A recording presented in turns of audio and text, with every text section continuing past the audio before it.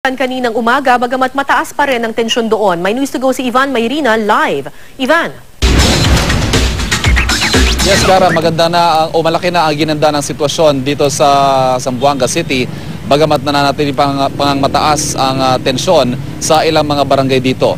Kani-kanina lamang, Cara, ay tinungo natin ang barangay Arena Blanco at yan nakikita nyo yan ang bahagi ng mga blocking forces ng pulisya sa posibilidad na may mga papatakas na mga rebelde na dyan dumaan.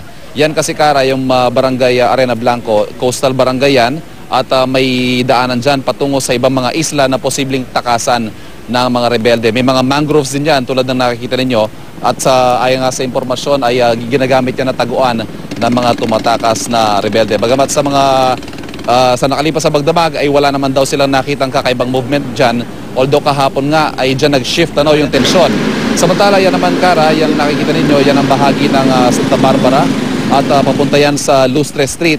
Sinubukan nating tignan ang sitwasyon dyan pero off-limits pa rin sa lahat ng mga sibilyan dahil as of this morning ay may mga sniper fire pa daw na manaka-naka, sporadic fire silang naririnig at kasalukuyan pa rin nagsasagawa ng clearing operations dahil maliban nga sa sniper fire ay may posibilidad na may mga naiwan dyan na pampasabog ang mga rebelde at lubha pa rin mapanganib para sa mga sibilyan at gayon din sa mga sundalo. Cara, narito ang bahagi ng pahayag ng team leader ng blocking force dyan sa barangay Arena Blanco dito sa Zamboanga. Kami po dito ay nailagay dito na assign dito para magbantay nitong lugar na to. At kung may papasok na dito po galing sa dagat, ay kami po ang harang dito kung sakaling mayroon.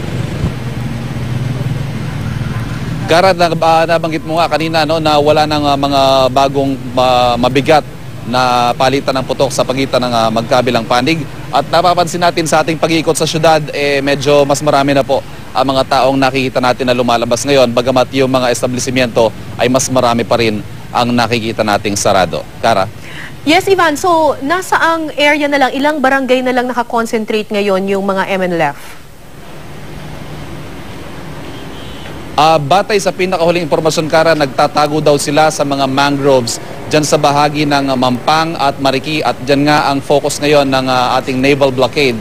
Bagamat sa nakalipas na 6 na oras nga at sa buong magdamag ay wala pa tayong impormasyon na nagkaroon ng heavy firefight sa pagitan ng mga pursuing government forces at sa mga rebelde. Bagamat nariyan pa nga sila at Cara, tandaan natin ang objective ng gobyerno dito ay maaresto itong mga MNLF, partikular na itong si MNLF Commander Ustad Sabir Malik. Kaya nagpapatuloy pa rin ang kanilang mahigpit na mga checkpoints at gayon din ang kanilang mga blockades. Cara? Ivan, yung City Hall ng Zamboanga, bukas na ba ito sa publiko ngayon?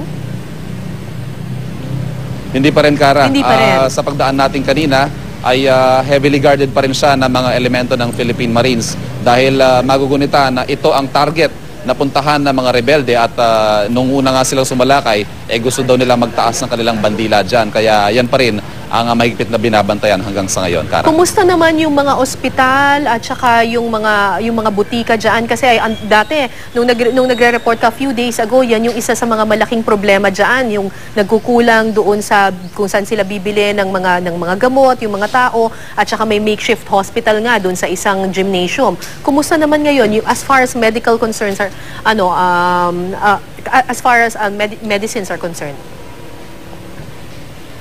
So far, Cara, nakikita natin na nagkaroon naman ng improvement ang delivery ng medical services. May mga ospital naman kasi na sumalo doon sa pangangailangan ng ibang mga nagsarang ospital. At dahil nga medyo nabawasan na yung tensyon, particular dito sa sentro ng syudad, ay mas madali nang nakakatakbo ang ilang mga health personnel kung sakaling may kailangan sila mga gamot sa mga bukas na ospital papunta doon sa mga makeshift hospitals, Cara. Maraming salamat sa iyo, Ivan Mayrina.